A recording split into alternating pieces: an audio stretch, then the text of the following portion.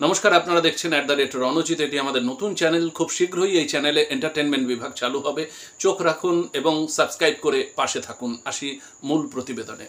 দেখতে পাচ্ছেন, অনেক কিছু দেখতে পাচ্ছেন, অনেক কিছু সামনে আসবে, অথচ এই নক্কারজনক ঘটনা বা এই রকম অপরাধ মনস্ক ব্যক্তিদের বারে বারে সরকারের তরফ থেকে সাপোর্ট করা হবে এবং তাদেরকে প্রাইজ পোস্টিং করা হবে। আমি বলছি সন্দীপ ঘোষের কথা। সন্দীপ ঘোষের এই হসপিটালে থাকাকালীন, মানে তার এই মেয়াদে আরজি করে যে দুর্নীতি, সেই দুর্নীতির জন্য বারে বারে অভিযোগ এসেছে, লিখিত অভিযোগ এসেছে, কিন্তু আমল দেওয়া হয়নি। আক্তার আলী, যে ডেপুটি সুপার তখনকার, তিনি এই সন্দীপ ঘোষের বিরুদ্ধে অভিযোগ জানিয়েছেন বারে বারে, কিন্তু কোনো সদুত্তর পাননি তিনি। অবশেষে রাজ্য সরকার একটা সিট গঠন করেছেন 3 সদস্যের, যেখানে এই সন্দীপ ঘোষের আর্থিক তছরূপ বা দুর্নীতি বিষয় তারা তদন্ত করবেন এবং রাজ্য সরকারকে রিপোর্ট দেবে। একটা নির্দিষ্ট সময় বেঁধে দেওয়া হয়েছিল, কিন্তু আজকে আক্তার আলী আবেদন করেছিল সিবিআই যাতে এই আর্থিক তছরূপের বিষয়টা বা আর্থিক দুর্নীতির বিষয়টা যেন তদন্ত করে। তাতে সায় দিয়ে রাজশ্রী ভরদ্বাজের সিঙ্গেল বেঞ্চ আজকে এই নির্দেশ দেয় যে এরপরে সিট যতটুকু পর্যন্ত তদন্ত এগিয়েছে সমস্ত নথি যেন সিবিআইকে হস্তান্তর করে। তড়িঘড়ি সন্দীপ ঘোষ ডিভিশন বেঞ্চের দ্বারস্থ হয়, হরিশ ট্যান্ডনের ডিভিশন বেঞ্চে, এবং এটি জরুরি ভিত্তিতে শোনার জন্য আবেদন করেন, কিন্তু কর্ণপাত করেননি মাননীয় বিচারপতি হরিশ ট্যান্ডন। তিনি বলেছেন স্বাভাবিক যেরকম নিয়মে কেস শোনা হয় যেন সেই হিসাবে আবেদন করেন। আমার বক্তব্য হচ্ছে গিয়ে, এই সিট যখন গঠন করা হলো আর্থিক দুর্নীতির বিষয়ে, সেখানে সন্দীপ ঘোষ নিশ্চুপ, সেখানে সেটাকে চ্যালেঞ্জ করে কোর্টের দ্বারস্থ হননি বা ডিভিশন বেঞ্চের দ্বারস্থ হননি, অথচ যেই সিবিআই এর কাছে দেওয়া হলো তখনই রেড়ে করে তিনি ছুটলেন। তাহলে কি এখান থেকে দুধ কা দুধ পানি কা পানি হচ্ছে, তো ডালবে কুচ কালা হ্যায়। মানে সিট যে তদন্তটা করত সেখানে রাজ্য সরকারের পুলিশ বা রাজ্য সরকারের কর্মীরা সেখানে রয়েছেন, তাহলে কি তিনি সেখানে যথেষ্ট সেফ নিজেকে ফিল করেছেন? আর এই সিবিআই যখন নিলেন তখন কি তিনি সেখানে আনসেফ ফিল করছেন? আমরা প্রশ্ন করেছিলাম মাননীয় আইনজীবী বিকাশ রঞ্জন ভট্টাচার্যকে। আপনারা শুনে নিন যে বিকাশ বাবু কি বলছেন এই বিষয়ে। দাদা নমস্কার, গুড ইভিনিং।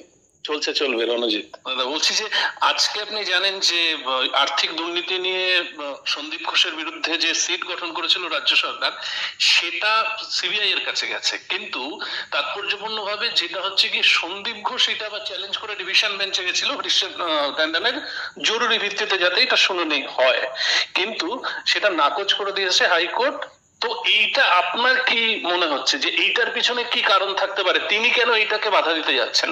যদি তিনি স্বচ্ছভাবে এটার বিচার চান, আর্থিক দুর্নীতির বিষয়ে তদন্ত চান, তাহলে সিবিআই করলে অসুবিধা কি? এটা তো খুব সঙ্গত প্রশ্ন। ঠিক এই কথাই তো আমি ধারাবাহিকভাবে বলে আসছি যে যদি কোথাও তদন্ত হয় তাহলে আপত্তির কি আছে, এবং তদন্তকে ঠেকাবার জন্য হাজার হাজার টাকা খরচা করে আদালতে যাওয়ার কি প্রয়োজন? আমরা পশ্চিমবঙ্গে দেখতে পাচ্ছি আসল যারা অপরাধী, যারা ভদ্রলোকের জামার আবরণে আছেন, তারা তাদের বিরুদ্ধে তদন্ত চালু হলে দূরে দূরে চলে যাচ্ছেন সুপ্রিম কোর্ট। এটা সত্যি তো। কি আছে সন্দীপ বাবুর কি অধিকার? তদন্ত হলে তার আপত্তি কি আছে? তদন্ত রাজ্য সরকার করলে তিনি খুশি, কিন্তু সিবিআই করলে তিনি অখুশি। এ থেকে বোঝা যায় যে তাদের মধ্যে একটা অপরাধ বোধ কাজ করছে।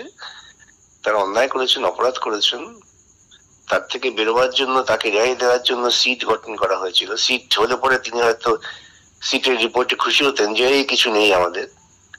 এখন সেটা সিবিআই এ গেছে, তাই তিনি ভয় পাচ্ছেন, ক্ষুব্ধ হচ্ছেন। পিসি ওকে বলেছে শিগগিরই আদালতে যাও, তাই যাচ্ছেন আর কি। আপনার কি মনে হচ্ছে দাদা, এইখানটা কি কোন রকম একটা রাজ্য সরকার বা আরজি করেন এই সন্দীপ ঘোষ মুখ্যমন্ত্রী, তিনি কি কোন রকম ভাবে সন্দীপ ঘোষের প্রতি একটু দুর্বল? কারণ তাকে যখন তিনি নিজে ইস্তফা দিয়ে দিলেন, 4 ঘন্টার পরে তাকে প্রাইস পোস্টিং, আবার আমরা শুনতে পাচ্ছি যে তাকে এই সময় অন্য আরেকটা জায়গায় দায়িত্ব দেওয়ার কথা ভাবা হচ্ছে। তো এইটাই কি কোন রকম কিছু আটকানোর একটা মরিয়া প্রয়াস সরকারের তরফ থেকে? এটা কি স্পষ্ট হচ্ছে না? এটা যে কোনো সাধারণ মানুষ তো কথাই বলবে। যে কোনো সাধারণ মানুষ, খুব বেশি বোধ বুদ্ধি সম্পন্ন না হলেও, যে একজন যার বিরুদ্ধে অভিযোগ আছে, সরকারের দায়িত্ব সেই অভিযোগ তদন্ত করা, সেই তদন্ত করতে তারা ভয় পাচ্ছেন কেন? তারা তাকেই রেখে দেওয়ার জন্য কেন চেষ্টা করছেন? তার মানে তার কাছে হয়তো এমন কোনো গোপন তথ্য আছে যাতে দিদিমণি অস্বস্তিতে পড়তে পারেন, সেই জন্যই হচ্ছে এসব। এটা স্বাভাবিক। ঠিক মতো হোক। দিদিমণি দেখবেন ইতিমধ্যেই মোদীকে চিঠি লিখেছেন, মানে তার আবার প্রক্রিয়া চালু হয়ে গেছে কিভাবে এই তদন্ত সিবিআই কে প্রভাবিত করা যায়, এই চেষ্টা তারা আছে। শুনলেন পরিষ্কারভাবে একজন আইনজীবী বিকাশবাবু, তার চিন্তাভাবনা, তার মনন আমাদের থেকে অনেক উন্নত, তিনি এই কথা বলছেন। তার মানে এটা স্পষ্ট যে এই সন্দীপ ঘোষদের মতো মানুষগুলো বারে বারে একটা প্রভাবশালী মহলের সহযোগিতা পান বলেই তারা এই রকম দুর্নীতি, এই রকম অনিয়ম বেনিয়ম, এই রকম নৃশংস কাজের সাথে যুক্ত থাকতে পারেন। আমাদের সমস্ত দিকে নজর থাকবে, আপনাদের নজর থাকুক @রণজিতের উপর।